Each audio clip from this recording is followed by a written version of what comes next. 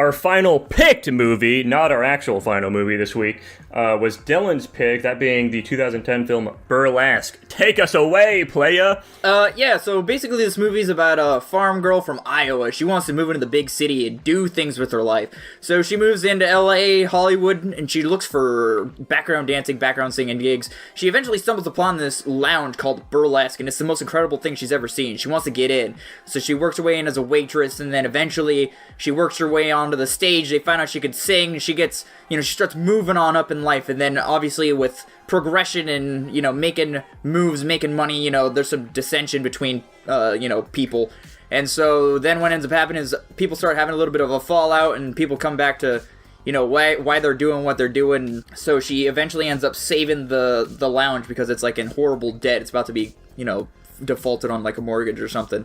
And they save the lounge, and she continues doing what she loves, and everybody gets along, and everybody's happy in the end. The end. Here's my haiku, as inspired by 2010's Burlesque, starring Cher and Christina Aguilera. Mm-hmm. Just a small-town girl, living in a lonely world. What's wrong with your face? Cher is very disturbing to look at consistently. Yeah, she's rather horrific, in fact. I believe I described her as being Skeletor-esque. Yeah, true. I recall that. What did we think about our first Guapish chick flick, guys? This movie sucked. Yeah, it sucked. It's pretty doo-doo. This came out in 2010, dude. Can you believe that? No, I thought it was older. That means in 2009, someone was like, dude, we should make a movie about a girl from the Midwest moving to LA. Like, what? I'd say that's my biggest complaint. This is just the most impossibly generic film I can fucking imagine. It's like, oh, the small town girl moves to the Los Angeles, and then she gets blown away by the glitz and the glamour. I guess the only difference is that a lot of times those stories will have the, lesson be, oh, you shouldn't be whoring yourself out for money. But no, this movie is like, dude, fucking do it. It's sweet. Look how much fun they're having. Yeah, this shit's kick-ass. This movie is so insanely poorly written and generic. It's pretty incredible. I love that they have this, massive conflict in the movie. It's basically the entire emotional thrust of it is the fact that this bar is losing a shit ton of money. It's unsustainable. They can't keep doing this. Even when they have this new star, they just are not making enough money to keep continuing. And the payoff of the film is them selling the air rights above it, and that saves the bar by them getting enough money to pay their mortgage for it, even though they're not going to have the money to keep paying it later down the line. Or is the implication supposed to be that they can fully afford it now? It's stupid, and it's really just a non-conclusion. Maybe they were just in massive amounts of debt and they just couldn't keep up with it or some shit. Yeah, they were behind on a mortgage, and that check that they got at the end covered it. The part that's just so mind-blowing to me personally is the fact that they paint this rich guy as a bad guy. He's doing nothing wrong here. I mean, it's not business-wise, he's not. Personally, they're taking it personal. She loves this bar a lot. She wants to keep it running. It's what she loves to do. It's what she loves to see. But it's failing, and she can't keep it running whatsoever, so he's gonna buy it. Yeah, but she doesn't want that. It's gonna go away anyway. Well, they were gonna figure it out. They made it clear that they were gonna find some way to make it work out. There seemed like there were gonna be no options. And at the end of the movie, there's a massive ass pull, and they're like, okay, never mind. It's all solved now. Great. But, Right. this rich guy is totally fine here. They should have taken his money. I don't think they paint him to be super evil, though. They definitely do. They don't. They don't. He's not super evil, but he's absolutely the main villain, if quote unquote villain of the story. I guess he's constantly shown kind of being a little bit of a womanizer. He's harassing quote unquote the main character. All this stuff. And then, of course, he's also the one that's trying to destroy their bar and destroy everything they love and bring them to the ground, even though he's literally just trying to help them out financially because they're fucked anyways. And he's super nice to the main character. What the fuck?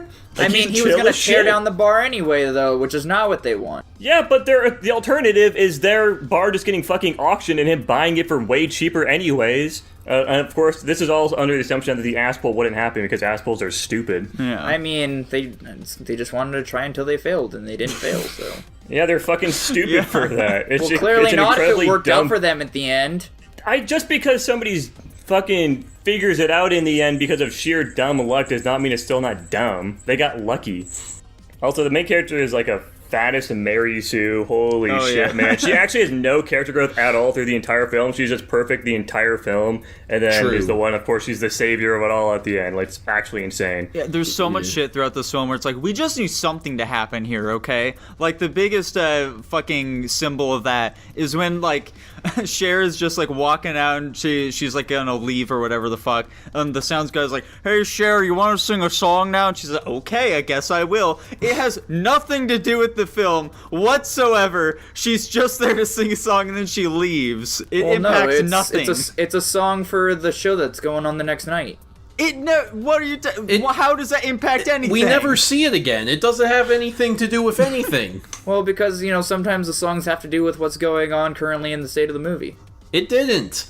I also love all the scenes that literally, like, happen for no fucking reason. Like, I realized after we saw it that scene where, Christina Aguilera goes to the gay guy's house and then leaves, that happened for literally no fucking reason other than to show us that guy is gay. Yeah. I mean, she thought it could be a place she could crash because she couldn't stay at that one dude's house anymore. But it didn't end up being a place she could stay, so why did it matter? Because she thought it could be a place she could stay, and then she was wrong, so she left. This is retarded, Dylan. I mean, okay, so you guys want me to try to defend movies, and when I don't have logical, like, what I think is logical, trying to defend movies... These are illogical points you're making. The fact that you guys think that I am being illogical here, like, what you're saying doesn't make any sense to me, personally. What do you mean?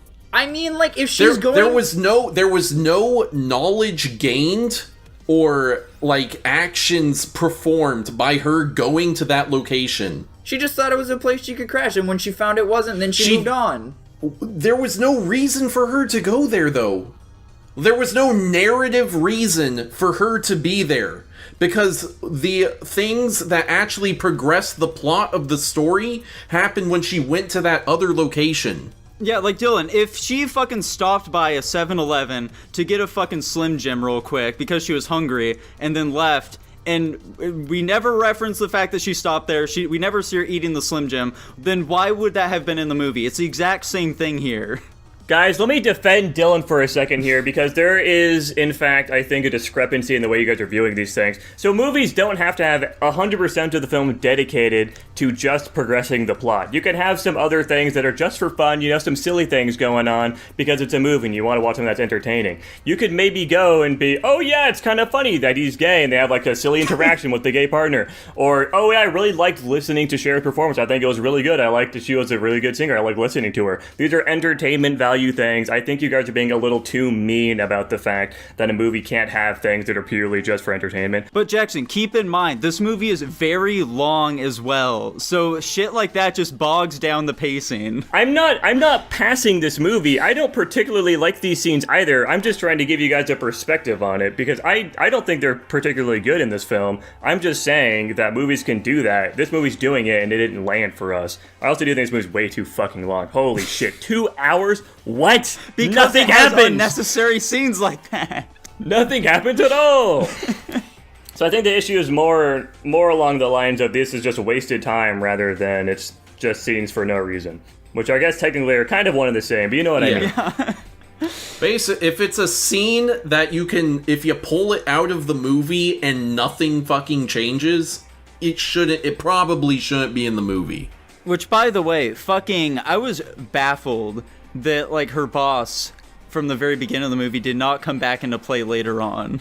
I was for sure thinking that he was gonna, like, come in at some point and was like, where's my money that you stole from me? And she was gonna say, you owe me that money, sir. And then, like, the fucking bartender's gonna come in and, like, punch the guy and be like, are you alright, ma'am? It's just some shit like that. They all have southern accents now.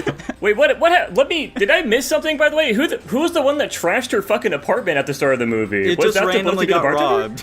Yeah, it's just a random robbery. The whole time I was assuming the implication was, like, the guy went in there and, like, fucking looted her, basically. No. And I was like, why did he never come back? I was so confused. I guess just she random. Moved half a country away and nobody knows where she went. How would anybody from her past life know where she went? I don't know. That's why I was confused. I think just her randomly being robbed is pretty funny though. Wait, what's the implication there that was the fucking bar owner robbing her? Why would that be the case, Tanner? Explain that to me. Why would it be? Why did it happen at all? I think there's a huge disconnect, and I'm not gonna bother talking about this movie anymore, so I'm just gonna sit here and listen while you guys say whatever you're gonna say. Okay. I've got nothing else to say about this film. Yeah, this is a surprisingly heated discussion about this film. I thought it was all just going to be us like, hey, this movie fucking sucked. It should have been that. Dylan still has some sort of emotional attachment to it, I guess. Dude, we're asking you about your opinion on this film. You haven't said much except for defend. No, it's we're fine. We're not going to say anything, dude. I don't We're going care. to shut We've up. done this before. I don't care. You guys have wanted me to explain. You've said nothing about this film except for just defend our criticisms. No. Because all these other movies, you guys want me to try to explain why I view a movie the way that I do, and in instances like these where I try to explain why I like parts of movies, you guys think I'm stupid and that my reasonings. I'm mainly looking at Tanner when I say this, because he's the only one that has his camera on. I am staring at Tanner as I have this rant right now. So this is why I try not to worry about details and defending movies, because this is what happens. Dylan, you realize this is how conversations work, though, right? Like, we also reply to each other when they're making a stupid point. Yeah, but if I, say something, you're like, no, you're wrong, how does that make any sense? Then I'm just like, because I try to explain explaining why, Dylan. Yeah, and I was trying to... We don't have to get into the nitty-gritty of this, too. You don't have to talk about the specific minor details of this film. You can just say your opinions overall about it. Like, oh, yeah, I thought the acting was pretty good. I think the cinematography was overall. I thought it was a pretty entertaining film. You can give stuff like that. You don't have to fucking dig into the details like we're doing. And that's genuine question. Dylan, did you... So, for, those specific scenes, let's say, that this argument has sprung from... Did you like those? Or are you just, trying to counter our attacks on it? I can tell when songs are trying to relate to what's going on in the movie. Like that scene where you guys were talking about where Cher sang that song for no reason. It was, yes, we didn't see that song being performed later on. However, it was something that was inserted into the world, and the song was about, she's, being beaten down. Right, but did you like that scene? Yeah, I thought it was fine. I didn't think there was anything wrong with it. Yes? What? You want to say something? That was my whole question. The scene for entertainment entertained him. I don't think there's anything wrong with that. It wasn't even for entertainment. The song was about how she's being beaten down, but she's not giving up. And it's telling a story on how her bar is failing, but just because it's failing, she's not going to continue to try to find solutions to make it so it's not failing anymore. Because it's something she loves and cares about. They just beat that point over the head so often through the film, though. They have so many discussions about, my bar is failing, I'm not giving up. They talk about it so much. I don't know if they need a whole musical number about it. Well, just because it's a recurring point and is actually one of the main focuses of this film. What's the second half of that sentence? I've got nothing else to talk about with this film. You guys can take the floor. How long did it take you guys to realize that Cher wasn't Caitlyn Jenner? What are you talking about? I never assumed they were Caitlyn Jenner. Yeah, what are you talking about? It's a funny joke. Don't worry about it, man. Don't worry, dude. I was laughing. I'll add in some extra laugh tracks later. Thank you. I'm looking up a picture of Caitlyn Jenner because I don't know what the fuck they look like. Oh, they're the dude. Yeah. They're not a dude.